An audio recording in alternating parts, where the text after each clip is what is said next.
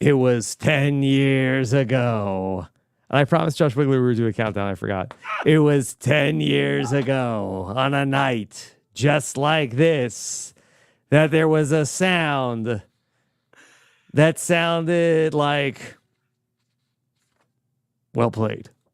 And John Rocker got voted out of Survivor San Juan Del Sur.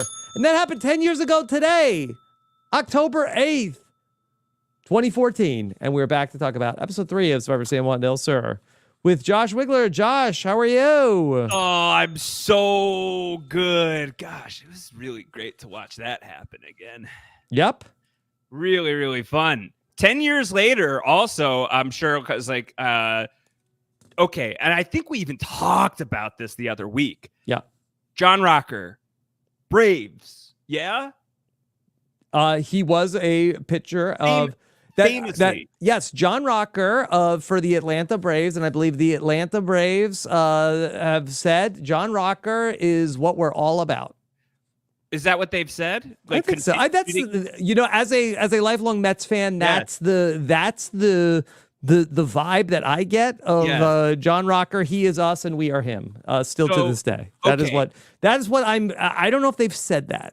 I just want to connect dots here. Okay. Yes. This is what I'm attempting to do. It's a dot connection. John Rocker Braves. Mets Braves rivalry, right? A thing? Yeah. Rob Cesternino, avatar for the Mets. John Rocker, avatar for the Braves. The Mets win when John Rocker goes home 10 years ago. Yes? Yeah. Did the Mets win? You are the Mets. You are the Mets. Yeah. You're the okay. Mets. I do not think that 2014 was a particularly interesting year in Mets history, but 2015. You, in this case, are Mr. Met. You win.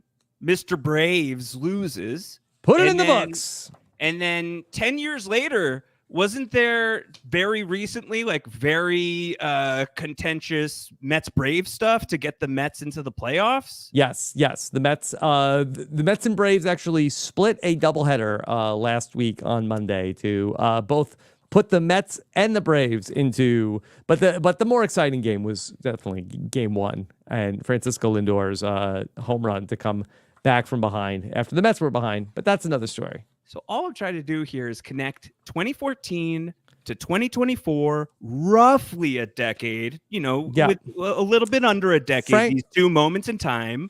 Josh, I'm going to blow your mind. If you're trying to connect the sports dots, the Mets and the Braves, I think you can go back further than 10 years. There's a good 30-year history between the Mets and the Braves at this point. Is there something like Survivory in the 30 years? No, I don't think Survivor is included, but there's quite a storied history between the Mets and the Braves. And most of it is bad for the Mets. Unless you want to do that podcast today. I do not. But what we are doing... In fact, I'm good to never do that podcast of the history of the Mets and the Braves. I want to just quickly say that 10 years later... Josh Wigler underrated for knowing like a little bit about what's going on in the sports, in the sports sector. Yeah. 10 years later, from October 8th, 2014, it is now October 8th, 2024, here in the year 2024, in which the 47th season of Survivor is airing. It's happening. It's real. Here we are, not in an off season.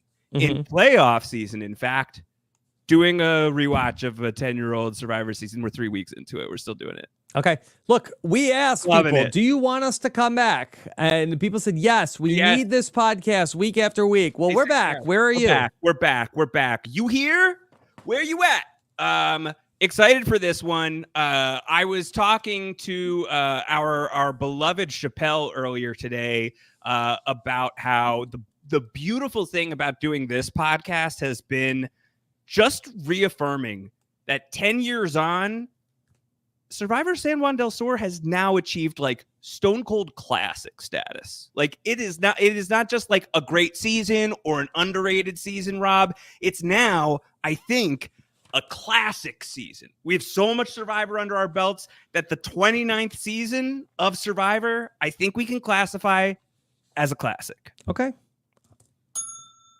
And sure. I think This episode helps to solidify that deal. Some hilarious gold in here, some offensive material in here as well, and a historic boot for not Kenny Powers, but John Rocker himself. He's effing out. He's effing out. Yeah, but we're still effing in it. Okay, we're still effing in this. 3 weeks in, okay, people have said that they are enjoying this walk back in memory lane. Although I do have to say that I will require constant notification that you are still on board and doing this. You need affirmation? I don't need it necessarily from validation. I don't need it from my ego. I don't want to quite like I don't want to like for people to be talking about me in the context of maybe on episode 3 of or at least episode 2 of Survivor 47 to how I don't want this to be said about me. I've met a variety of different kinds of men on dating apps, and specifically for Andy, you can just tell it's giving toxic, clingy boyfriend. Whoa. Yeah, that's not what I want to be giving. It's not like. Are you like saying that your San Juan Del Sur's toxic, clingy boyfriend? Is that what you're talking about? No. I just want to say I need constant validation that Rob, this is a productive use of your time. That's what I need. That's what I need the validation for. Can I validate you on the podcast? Yes. This is a productive use of your time. First and foremost, it's a guaranteed hour every single week with your best friend, Josh Wigler. Yes. Ding the bell. Hit it. Number 2, most of our best stuff, Rob, has like emerged from some sort of primordial ooze of an idea. And we had an idea to just like, let's get together and talk about some stuff. Mm-hmm. And then like, as we do it, we were like bubbling and boiling our witch's brew, bubble. That's like, a couple seasons away. Like Abby and Sierra. Yeah, it is. And then like from the little stew, the evolution strategy pops out, or post-show recaps pops out, or we know scripted TV pops out. Who knows what's going to pop out from here? And also, who knows? Maybe this is the brew. It's possible this is the brew. I can tell you one thing. It's productive use of your time because you're at least making me very happy. Okay, good. Well, I'm happy that we're doing that. And so episode 3 is all about John Rocker and how ultimately... he has a bit of a downfall here. The players have soured on John Rocker. Yeah. He had, I think, put his best foot forward for a couple of episodes, but now I think the mask has been lifted. Mask off. on John Rocker. Pitchers don't wear masks, though. Pitchers don't wear masks. Yeah. Catchers do. Was that his mistake coming into this game masked? Should he just like stormed the mound? Okay, then not what I thought you were going to say. What he did not play for Washington. No, he played in the same division. Ultimately, although they were the Expos. Strong Boys Alliance, not a different kind of Boys Alliance. Although I don't know, actually. You could pick or choose. But should he have just like come in here like Rocker raged out and just be like, yeah, I'm like John Rocker. Like, I mean, John Rocker famously, he would run in from the bullpen. Like, like in the 70s, they had like a cart that would bring the pitcher to the mound. Wait, excuse me? Yeah. In the 70s, there was a cart that would take the pitcher to the mound? Yeah, I don't know if it was like universally like a rule, but I believe that John Rocker was famous for. John Rocker was famous for you didn't have to be wheeled. I think that like people like it was like an attraction. They had like a car that was like a pitcher's helmet or a pitcher's hat or a hat, because it would be anybody's hat. And then the car was shaped like a hat and it would drive the pitcher to the mound. Do we need to have like a buff car to transport the contestants to challenges on Survivor in the future? Like it's just a giant vehicle shaped like a Survivor buff? Or thumbs down. I don't know how like I guess it would be like a head with a buff on it. But John Rocker would then come into like a giant Boston Rob head with a buff on it. I guess it kind of ended up doing it. Yeah. Yeah. And John Rocker would run in onto the mounds from the bullpen. He would charge it. Mm-hmm. He would charge it. Okay, well, he's going to run his way right out of the game this week. And just in further, like, is this season, how, if it's echoing anything that's happening in Survivor 47, maybe, Rob, the Mets fan in you who gets rid of your chief rival, sports rival here in the third episode of Survivor San Juan Del Sur, perhaps the monkey's paw, one finger curled, and 10 years later, your hometown hero would have to go home third as well. Yep. I'm not trying to say that Asia lost Survivor because of your vendetta from 10 years ago, but I also don't know that one way or the other for sure. Right. Okay. Well, listen. You take blame for a lot of things. You don't need to take blame. We had a great excuse to talk about anything but that. And I'm not sure why you chose to go in that particular direction. I'm just vibing. Yeah. I'm just taking it wherever it's going.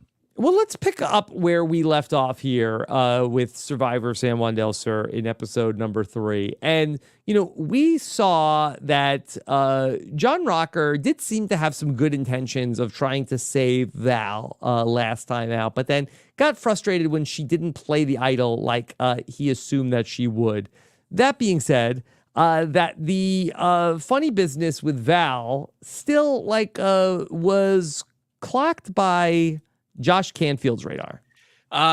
Going back and watching this episode also specifically is, I think, a really great Josh episode. And I remember this like starting to emerge during San Juan Del Sur, like in this early going. And like the preseason, I really remember that everyone was like very hyped on Reed for whatever reason and thought that Josh. Well, he was Spider-Man. He was Spider-Man. Like, that's a big deal. I mean, the MCU is like, you know, starting to like come along, but like I don't think we've had Civil War. No, I don't think so quite yet. No. When was Civil War? 2015 or 2016? 2016. So no, we're not quite there yet.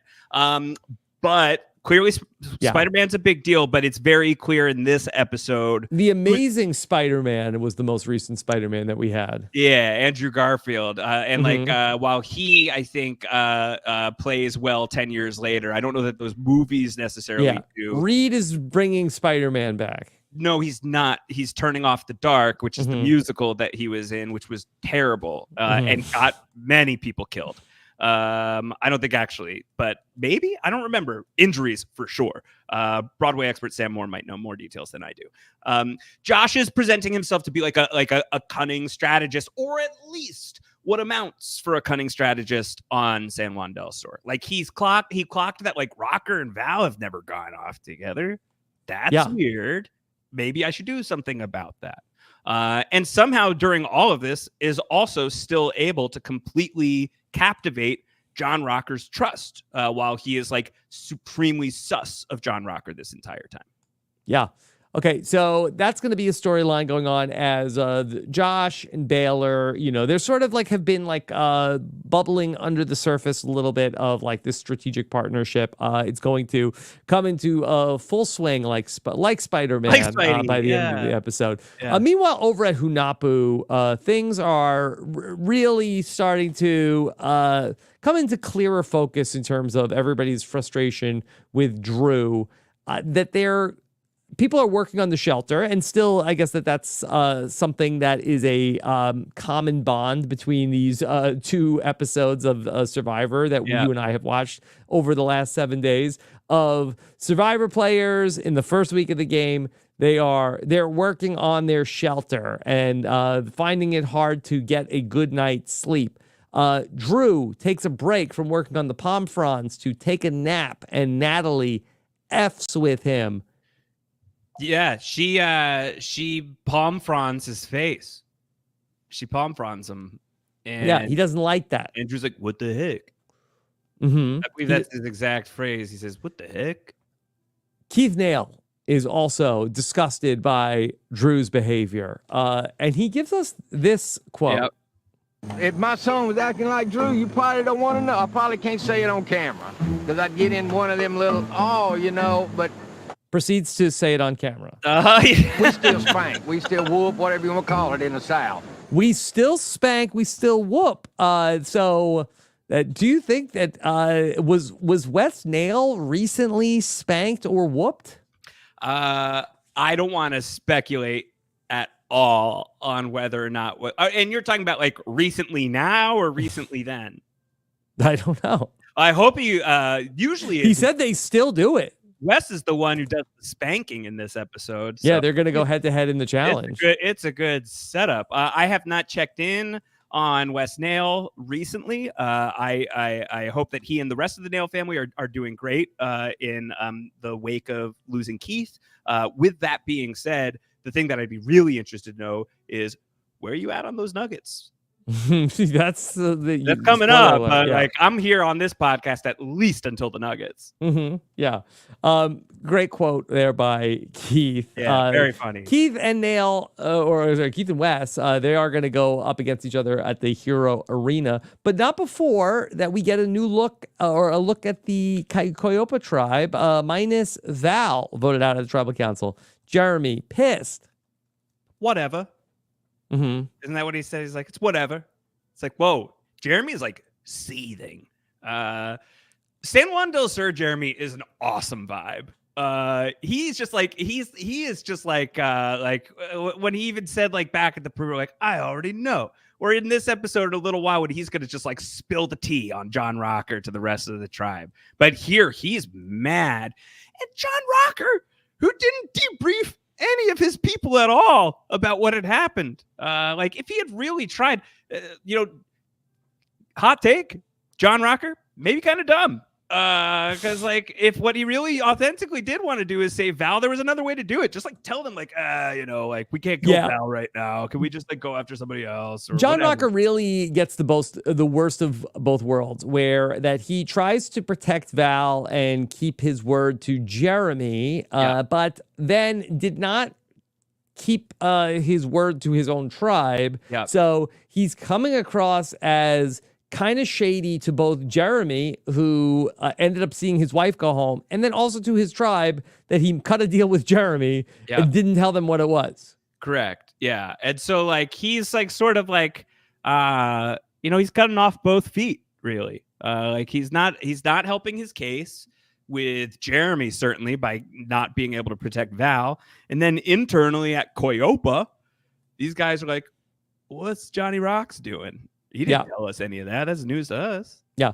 There's a nice moment after Wes and Keith do battle in the challenge. Wes ends up winning. And, Keith, for as much as he said that, sure, he'll still spank, he'll still whoop, that he gets teary-eyed. And Jeff calls this out, wants to know, like, is Keith often like that? And Wes says no. Yeah. This is not a joke or a bit. This is like a moment of personal vulnerability. Is that so this is 10 years ago to the day that this airs, October 8th, 2014. 10 years greater from October 8th, 2014. Today, I had a totally unrelated to anything emotional call with my father earlier today. We had to talk to a lawyer about a thing, and he asked me to like stick around after the call. And he and I had been at a wedding earlier in the weekend, and I talked to him about some of the things that are going on in my life and some of the things that I'm happy about and some of the things I'm not so happy about. And my father is not really one to give out like paternal advice. He's a very smart guy. He could be a very silly guy. He could be a very deep guy, but he's not like a super emotional guy. And he like held me back after this call to give me like some of those things that you just want to hear your dad say. And I cried so much on the call. So like, then I watched this episode afterwards and I was like, what is like this crazy time loop that we're on, that like this is also happening on the show today. And I told you a bunch of months ago that like I had a call with my dad, or I'd had like a conversation with my dad at the start of the year that was like supremely inspired by what you've talked about, of that final phone call that you had with your dad that was like really healing for you. And it ended up being a really healing thing for me and my dad to have that conversation earlier this year. And like our relationship has been really good, but I had to start that conversation. And then today was this moment where like he gave me like this "I'm proud of you, son" speech, and I just I was wrecked by it. And then to watch it happen here on San Juan Del Sur and know that I was going to get on this podcast and get a chance to tell you all about that, because this is really a big, like this, all of this happened for me watching San Juan Del Sur, talking about San Juan Del Sur, having this great moment with my dad, all kind of circles back to you and your podcast, Rob. So thank you. Thank you for like your vulnerability that you've expressed over the years. And thank you for entrusting me with doing nonsense with you on podcasts so I could have an enriched life as a result. So first, Josh, thank you for sharing all of that and bringing us into your vulnerability. I can now check off my list. This was a productive use of my time today. It was a productive use of your time today. We've really accomplished two things there. Yeah. And thirdly, I'd like to add, my dad would have loved seeing John Rocker lose on Survivor. Yeah, I bet. I'm sure. Loved it. I'm sure. It's a great moment. It's a great moment. It was a great moment for me in real life, but it was a great moment on the show. And like Wes's reaction. And then especially, of course, there's this now added layer of watching this scene 10 years later. Well, and like in this scene, like Wes is talking about, I haven't seen my father like this, except for when his great grandfather died and when my grandfather died. Or I think it was like his grandfather and his father, I think is basically what he's saying. And like all that Keith can say in that moment is like, we're all right. We're good. And it's like, it's so sweet. And it's also it's so bittersweet, right? You know, like he's not here anymore. And that's awful. But like to like have this moment of kindness between father and son, especially one who will go on to become like one of the most beloved survivor figures, certainly of the last 10 years, who is no longer with us, to have like that moment of vulnerability on screen. It's certainly a big part of why we love Keith, Rob. Yeah. And yeah, all the added context, makes us miss him even more. Yes. 100%. Yeah. 100%. Okay. All right. We can do funny stuff again now. We can pivot. Back at camp. Jeremy is finally sharing with everybody what he knows about John Rocker. He's like, I know who John Rocker is. Yeah, you don't even like, know. Well, who is he? We don't know. He's like, you want to know who John Rocker is? He's a pitcher. He used to pitch for the Atlanta Braves. Really? Yeah. Let me tell you exactly what this dude is. Yeah. He said a whole bunch of racist and homosexual stuff. A whole bunch. Racist and homosexual stuff. Jeremy! I heard about this John Rocker, and if he's saying a bunch of homosexual stuff, then he's not for me. I think it was during. I don't even know what TBS means. Was it last week? I think someone had a comment of like, "Oh, I can't believe you didn't talk about where Jeremy says he did a bunch of racist and homosexual stuff." I was like, "Just give it a week. Give it a week." What a line! What a line! Unbelievable. Mm-hmm. Crazy. It's a crazy quote. Yeah. John Rocker has pushed back hard against the allegation of saying a bunch of homosexual stuff. Yes, he has. Certainly has. He flat out categorically denies it. Denied. Thumbs down. No, did not happen. Do you know what's great in this scene is obviously Julie is upset. Natalie and Jeremy are pissed. Natalie's the one who's like, she still has her loved one. We're the ones who should be mad now. And like everyone is kind of like raging and Julie is off on her own. But I think like a really good bit of storytelling that happens here on screen is the camera just like very briefly is on Missy in a way that makes it read like Missy, like with like her history of like having these like failed relationships that went south for whatever reasons, that like she is not loving this moment of everyone like trash talking Julie's spouse behind her back, that like despite who and what John Rocker is, that there is a side to it that is represented by Julie in this moment that Missy doesn't. And so like the camera's just like on Missy, and then we follow Missy to like go to Julie. And I Tough think spot for Julie McGee it's a tough spot. I with mean, her like boyfriend John. this whole season is a tough spot for Julie McGee, I think. But I think like it's just really good storytelling with like that arc of Mother Missy that's like going across the season. That's gonna have like a really dark ending to it from Reed, obviously later on. But I think like A storybook, a fairy tale, would you say? yeah, I think that he's reading the wrong storybook, or at least there's another side to the storybook if you like flip it upside down. And I think like you get a little bit of that with Missy in here. That was something that I clocked that I thought was really good.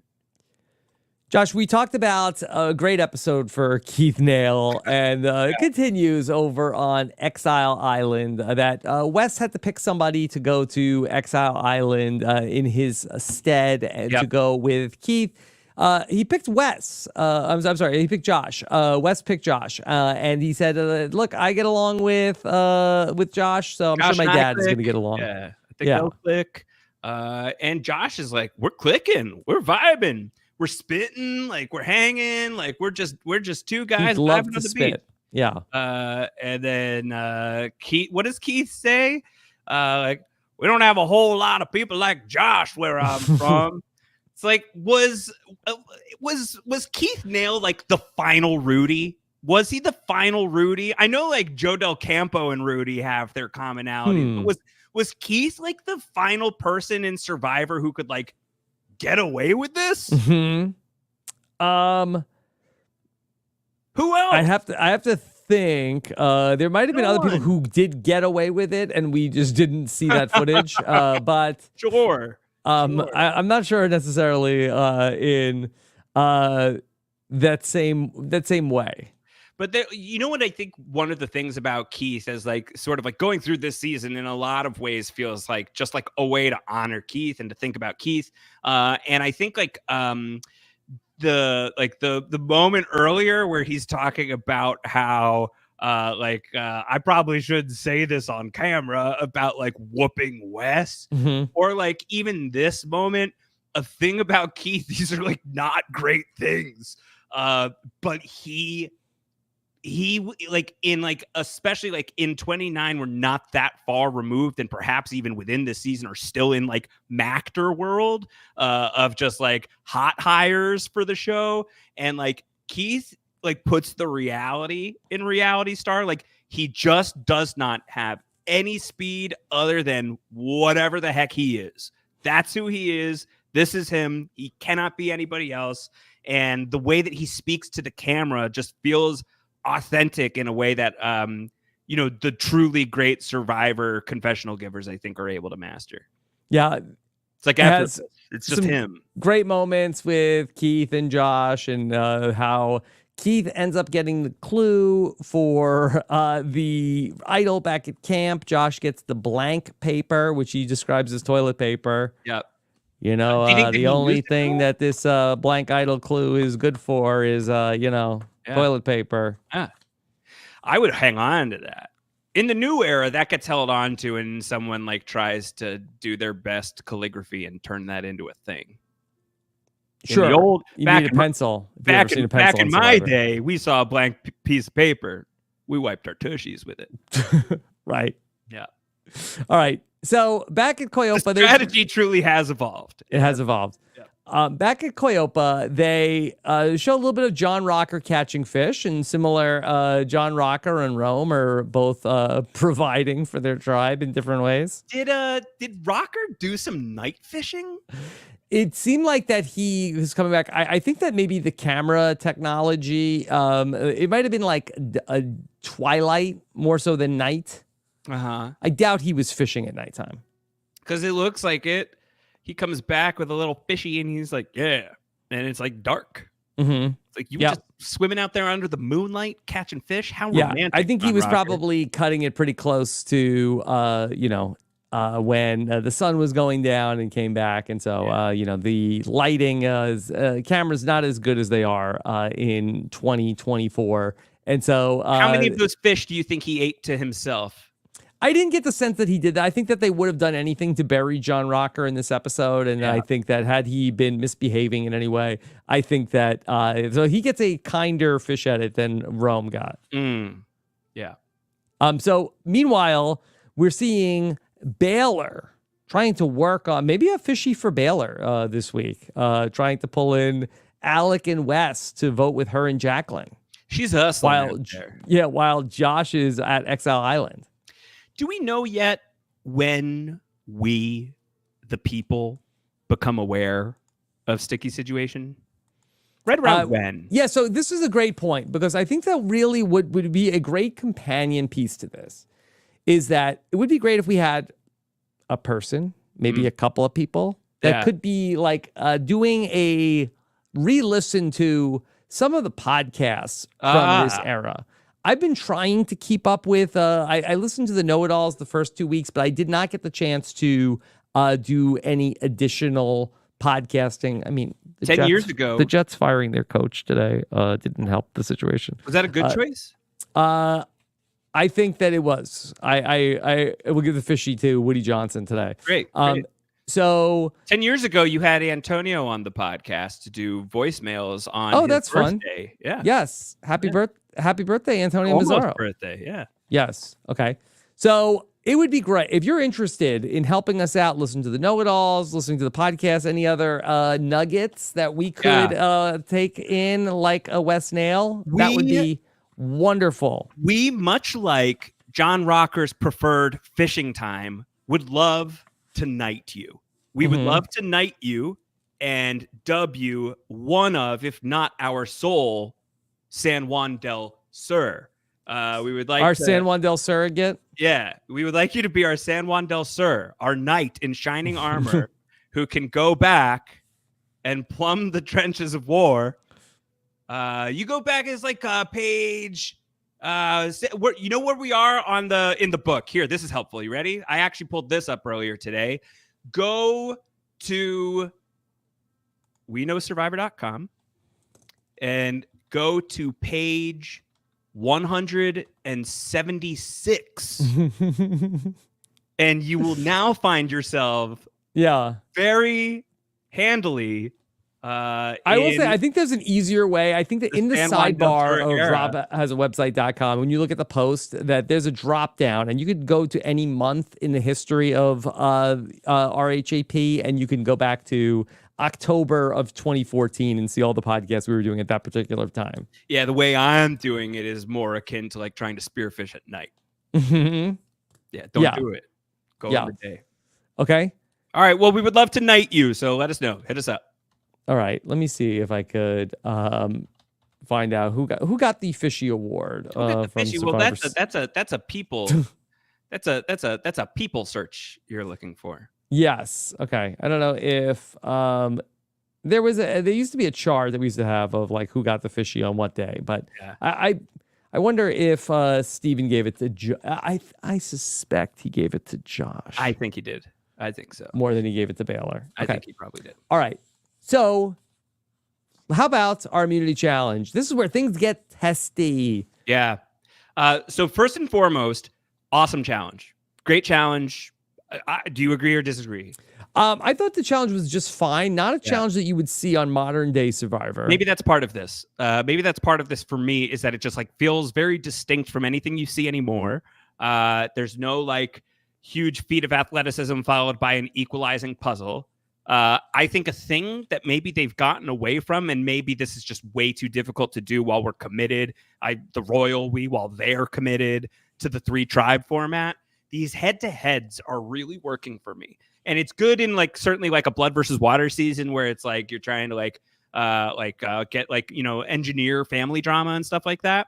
But I think like these like matchups, like these like mad scrambles where there's like sort of like a timer element almost, right? Like I think like there's something like so like competitive about that. Yeah. That like the great equalizer is like the matchups. So we don't just have to rely on like physical puzzle. And then like everyone just gets to the puzzle at whatever stage and whoa, a roaring comeback from behind. You could just like have like the matchups be the wild card. More like this. I really liked this challenge. And then it gets hella dramatic. Yes. Okay. So that the people were tethered together, a la Joel and Chet. And so you had to go through, I don't know if they call it a tough nut, but it's basically like a kind of like some kind of like jungle gym type situation where there's a bunch of sticks and you had to go through, get a basketball and shoot. The problem was that if you missed, then you had to go through the maze constantly on the rebound. Also, there was a little bit of an attack zone element to this challenge. I don't really know the advantage of doing so, but Josh, if we are tied together, if we pass another duo crawling through the maze, we can just hit them as hard as we want. Yeah. I don't know what that buys us, because we too are getting slowed down by hitting them. But we can check people if we feel like it. Forget hitting, Rob. I'm biting. You bite? I'm going to be a little biter down there.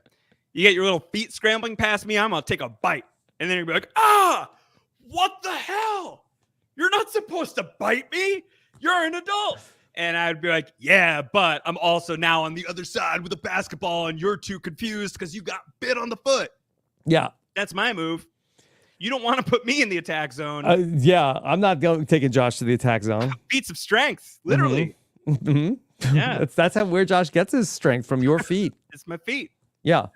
All right.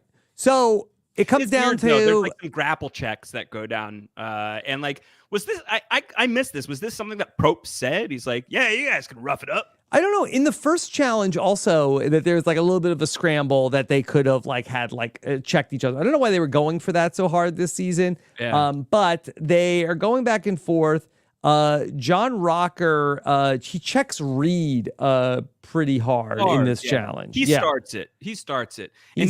And then like Koyopa starts to feel the bloodlust, really. Mm-hmm. Like it starts to like permeate through the entire tribe, that like Alec and Wes cannot wait to just like punch Natalie in the leg on the way. Like this is what they want now. And like Dale once again from the rafters is just like, yes, need that. Now Wes, he's from the South. They still hit, they still whoop. He checks Natalie pretty hard in this challenge. He does. Also. Yeah. And so she's fired up by the end of it when they win. Yeah, okay. And so everybody is like really just like frothing at the mouth over John Rocker. First off, what he did to Natalie and to Val, and then also his reputation, and maybe those two things are also sort of like feeding off of each other, and so they've had it with John Rocker. Just vote him out. Get together and vote him out. If you were a man, I would knock your teeth out. Oh you look like a man. You can knock me out, bro. Knock me out. I'm not scared of you, bro. I'm not scared of you. What an asshole. 10 years later, what an almighty a-hole this dude. Yeah. You're a man, I'd knock your teeth out. What an awful, awful man. Mm-hmm.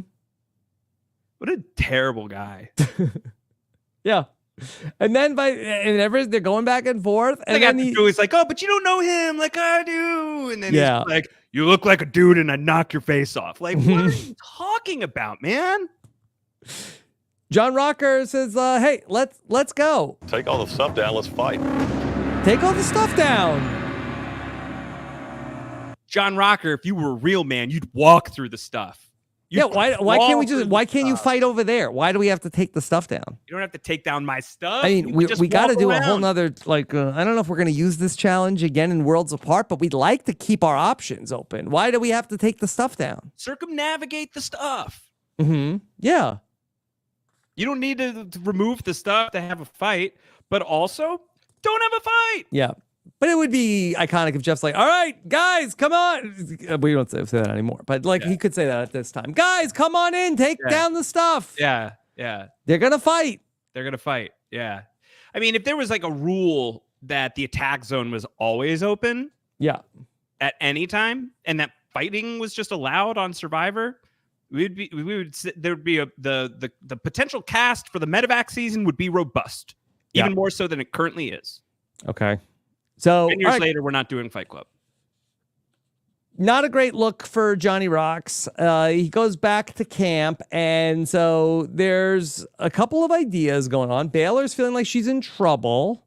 John Rocker is in the bullseye. That people, the names are coming for John Rocker. They are. It's starting to happen. Josh and like Rocker have a moment where Rocker, who's like trying to defend his reputation in confessional, is like, "Well, Josh is my closest ally." It's what is it? Actions versus accusations. The title of the episode. Not an ideal title. No, Not probably not.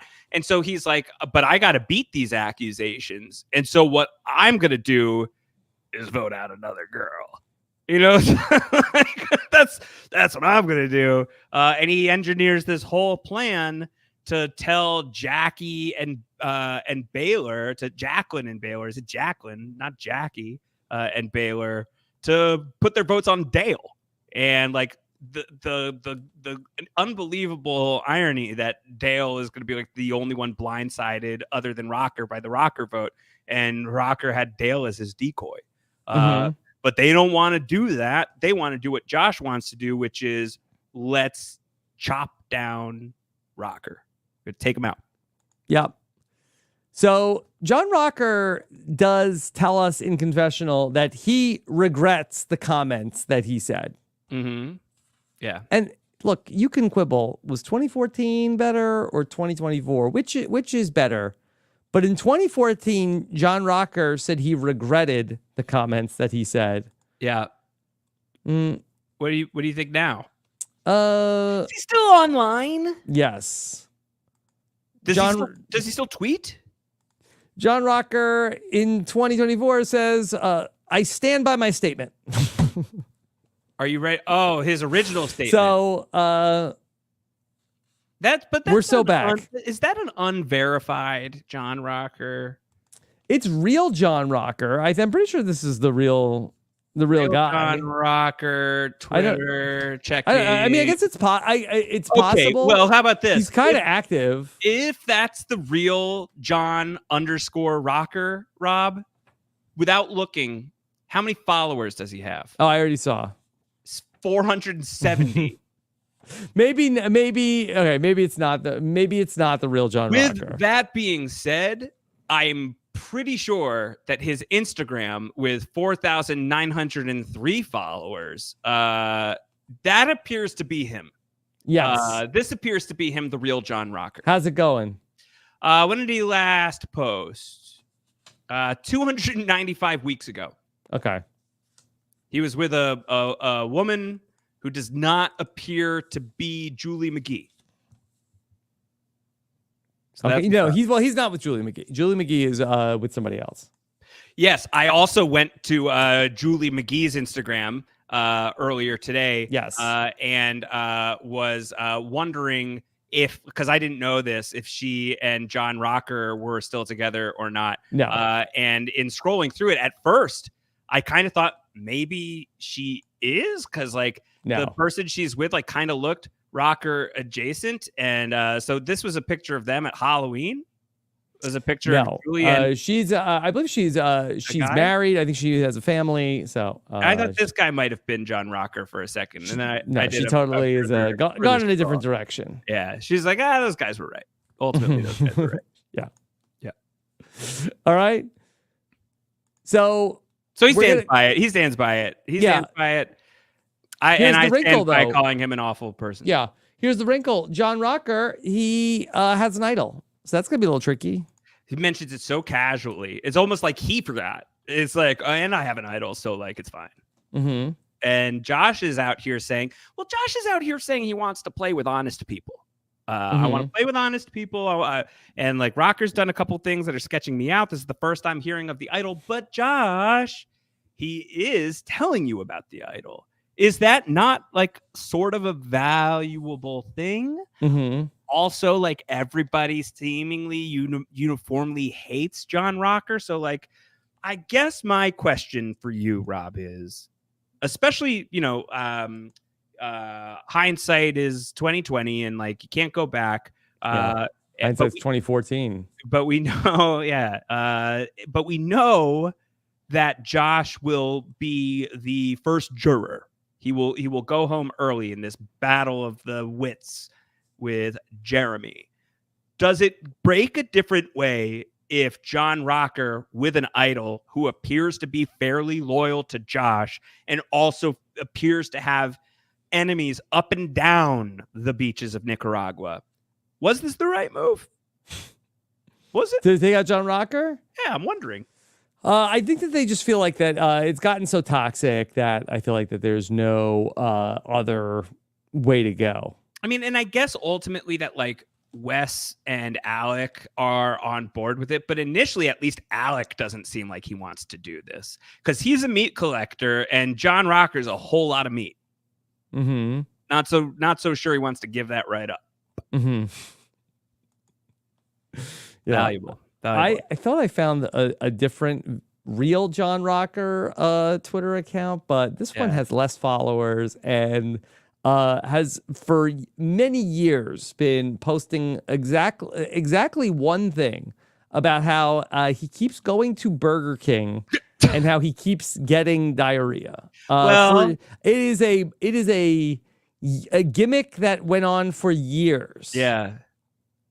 How far back? Can you screen share this? I really probably shouldn't. Okay. But from the period of like 2013 to 2017. Yeah. This John Rocker Twitter account. Annual? No, like multiple times, like through the years. Talking about went to Burger King and then soon thereafter a post about horrible diarrhea. So like wait, these would be like two separate posts.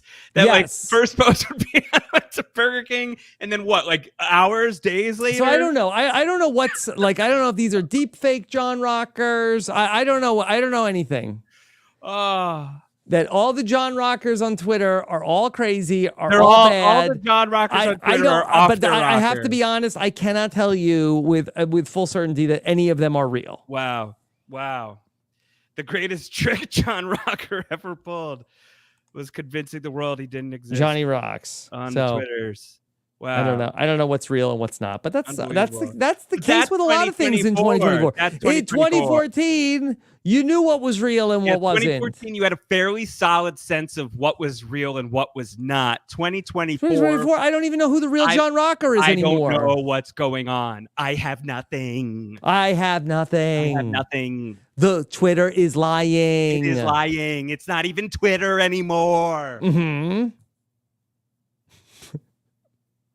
It's a mess. Yeah. Much like John Rocker after a night at Burger King. Whopper. You know, if that is the real John Rocker, it's Hunapu. Yeah, he's having Hunapu. You know, if that is the real John Rocker, it's nice to know that he's occasionally right about things. You go to Burger King, you get diarrhea. That's right. True in 2020. Straight up, you told me to vote Dale right on camera. Wow. Wow is right, because you did. Own it. Yeah. Okay. So one other moment that I want to highlight from the Tribal Council, and it's interesting on an episode where we talked about that the circle of life and Wes and Keith. Jeff asks Wes about the vote tonight. What are we going to do at Tribal Council? John Rocker has been talking about the leader and what should we do. Jeff asks Wes this question. She's saying it may not be our best plan to get rid of Jacqueline or Baylor tonight. Does that concern you? Not really. Really? I feel like my alliance, we got a game plan, and that's probably what we're going to stick to. Okay. Stick to the game plan. Oh, look at that. Now, I bet we clocked that during the evolution. You think strategy. So? I don't know. Somebody needs to go back and listen to that. Yeah, we need to get our San Juan Del Surrogate on it. Yeah. I like we didn't that better, play the sound clip. Yeah. No sound clips. We had a product to sell. That didn't feel legal. Yeah, but now who knows? There are no more rules. We're done with them. We're done. Okay. That's great. Wes coins it. Also, an observation that I had about Wes Nail in this episode was that he's like quietly jacked. Like he's cut. He's a big boy. Yeah, he's cut. He's like ripped. Like there's definition. Mm-hmm. Yep. Yeah. All right. Guess 2024 Wigler is still objectifying the survivors. That's okay. Like a lot of them like it. I don't know. I probably shouldn't do it. Mm-hmm. You know, if I just some have of a these lot guys to that you're saying are, are very defined. Yep. If they are objecting to that, then we can stop saying it. All right, I won't say it. I won't say it anymore. Okay. And then John Rocker goes home. Yeah. What is Baylor say in her confessional? She has something like really quick to say about John, where she's just like, "Stop it already." What does Baylor say? I forget exactly what her like finish him line is to John Rocker, but it's like very tight and like she's very clearly annoyed.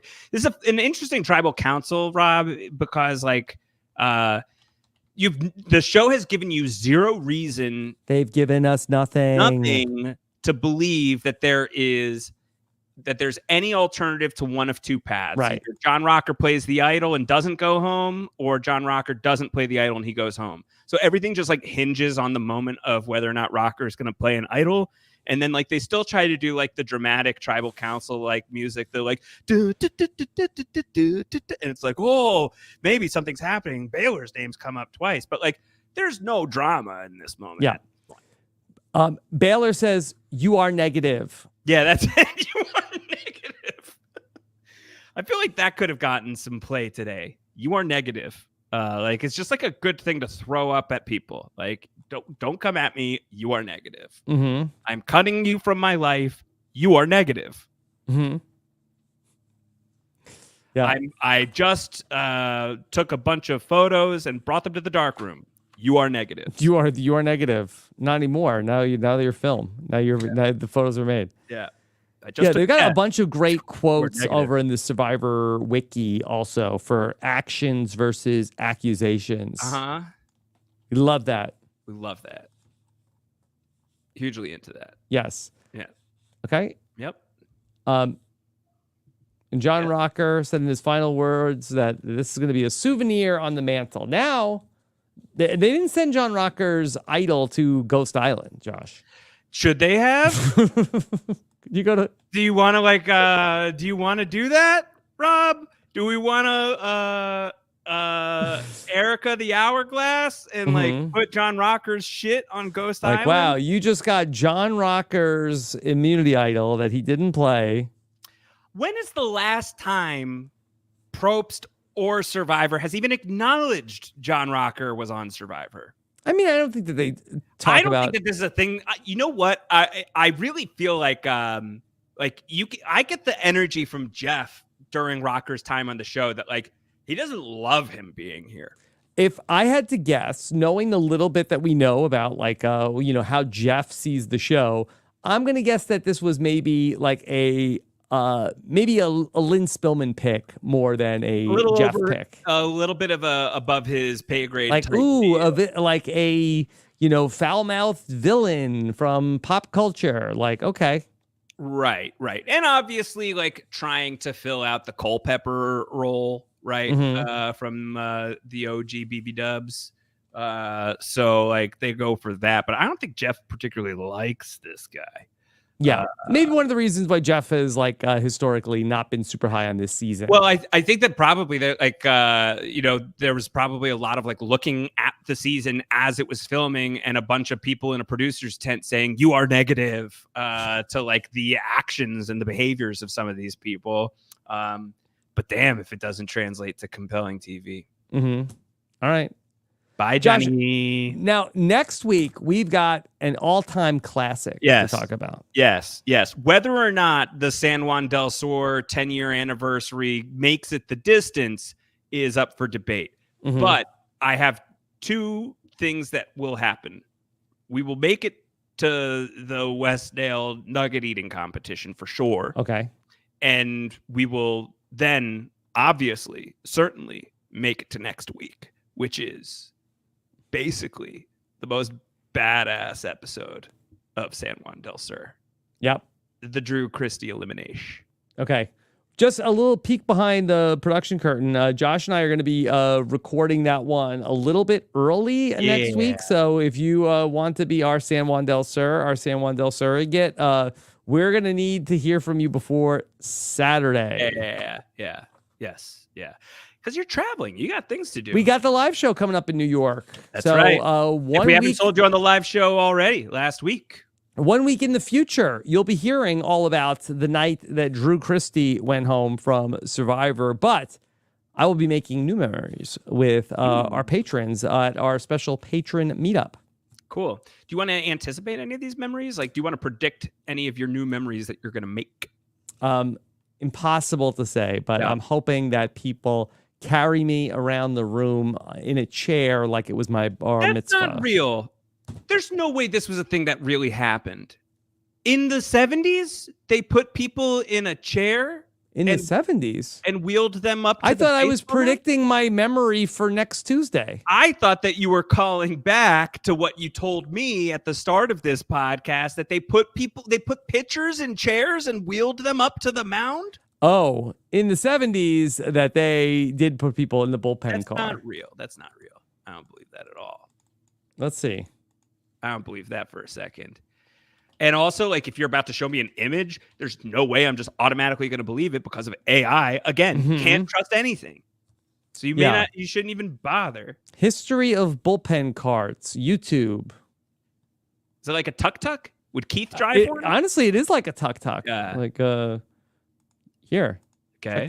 Check this out. History of bullpen carts. Okay. History of bullpen parts. Oh, carts. Here. Okay. So they would. It's a long video. It's a long video, and then so like a tuk-tuk. Here's here's the Mets one. It looks like the Yankees would drive people out to the field in a Datsun. Datsun. Look, here's a pitcher getting out of a car. Here. This is ridiculous. Use your legs. Like, just walk there. No, they had to, it looks like this. The Mariners had a boat because they were Mariners. Is it because these pitchers were so focused on arm strength that they always skipped leg day and they couldn't, make the walk to the mound? All of your leg strength will be dedicated to standing upright. This is what they give the pitcher, and the fans would love it, I think. I don't understand this at all. And then John Rocker's, I'm running. Yeah. I'm running. Yeah. Yep. Okay. Well, there you have it, folks. Another week of San Juan Del Sur. Yeah. 10 years later. Grace has it right. Carts should be for hot dogs, not legs. That's right. Grace is right, as usual.